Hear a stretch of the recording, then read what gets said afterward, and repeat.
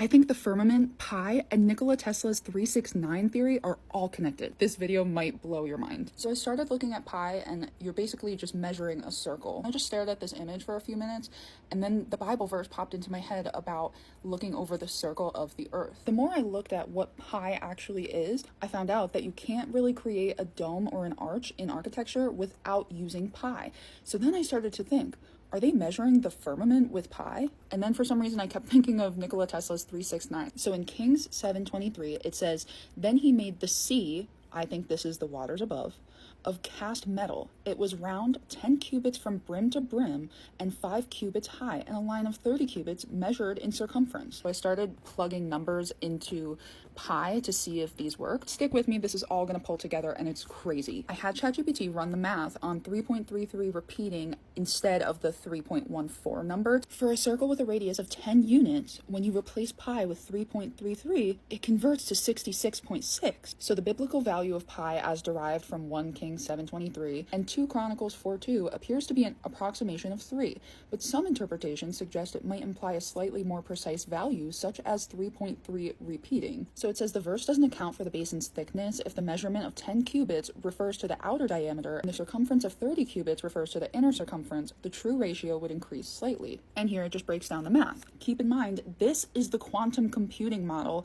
and look at what they call the particles. Qubits, just like in the Bible. And we can energy harvest with piezoelectric, pi. And the hemisphere would come out to 999. Keep in mind, this is what a hemisphere actually is. So then I asked it to create an image of a geodesic dome over a flat earth model utilizing 3.33 repeating as pi. Guys, my mind is shook. It has the sacred hexagons, and hexagons are the most powerful energy producers. And it even put in a hexagon grid completely on its own. And it looks like it took an ancient astrology map and applied it to the bottom. It looks just like this, and this perfectly explains why Polaris is in the middle and the rest of the stars rotate and how we get our astrology. Not to mention that this looks exactly like this, and this looks exactly like this. And this is an image that ChatGPT created when I asked it to make a 369-degree circle. How weird is it that it even has the circles on the outsides, just like this one does? So then I asked, how might 3, 6, and 9 be relevant in this model?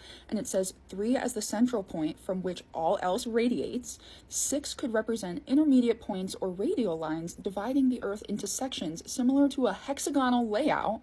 9 could symbolize the outer edge or boundary often associated with the ice wall, making the completion of the structure, which made me think of the black hole sun model that states that all of creation comes from the North Star and the black hole sun like meeting at the North Pole and then projecting all of reality outwards. So on this model, I think the North Pole would be 3, the ice wall would be 9 because that's completion, and then where we live is 6, where creation and completion meet halfway in the middle. 3, 6, 9. So a lot of us know about the ley lines. Ley lines are basically just energy grid lines that people theorize connect us to free energy. Almost all important structures like the Statue of Liberty, the Leaning Tower of Pisa, the pyramids, they all fall on like vertices of the ley lines. I think that the energy coming out of the black hole sun is meeting at the vertices on the 369 geodesic dome. I sound nuts, but whatever. And I think that this is somehow creating the ley lines. Remember, Tesla's whole thing was free energy and harnessing electric. I truly do believe that this is the great mystery around 369 and that it's really just the firmament, and that the pi they give us is not true pi. So then I started talking to ChatGPT about it again. It says, some flat earth theories propose that the firmament has properties that refract or distort light. If the firmament were a geodesic dome centered on the North Pole, the highest point of the dome could potentially create unique effects on the light and visibility. At the North Pole, light might behave differently as it interacts with this apex, possibly creating phenomena like the aurora borealis or other atmospheric effects in this region.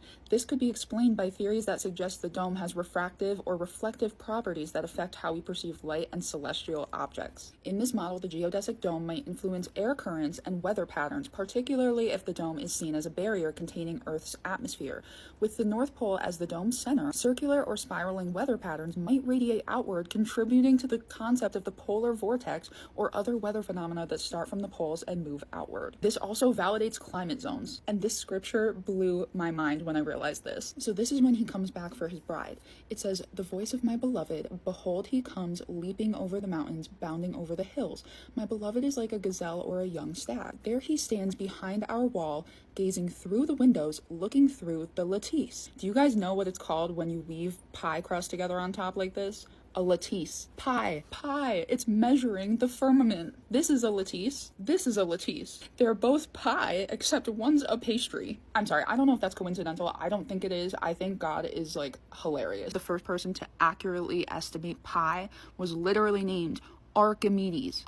They're telling us. I don't believe most of these people in history were real. And if they were, there was like fake stuff about them. And think of the word piety. It means religious or holy. Pi. They're saying that the person operates in a way of like being beyond the firmament. Like they're godly. They're complete. Fibonacci spiral. SPI. Spiral. Pi is in there. Piano starts with pi. The piano has 88 keys. There were 88 books in the original Bible. There's 88 constellations divided into 7 octaves. 7 is God's number, and cycles of 12 keys. In the book of Enoch, there's 12 stargates that the sun and moon come and go from. Pine cone. The occult worships the pine cone. The pine cone has 369 in it. Pilot. They are flying across the skies next to the firmament. Epiphany. There's PI in there. That's the revelation of Christ. Pineal gland, which is shaped like a pine cone. It has 369 built into it. Pioneer. Pioneer. Creating something. You're pioneering it. Let me know what you guys think, or if you have anything to add to this. I would love to hear it because I'm so interested in this topic and I'm like mind blown at the images that it created and like the pieces I was able to connect. As always, this is for entertainment purposes only. I'm completely crazy. Don't listen to a word I say.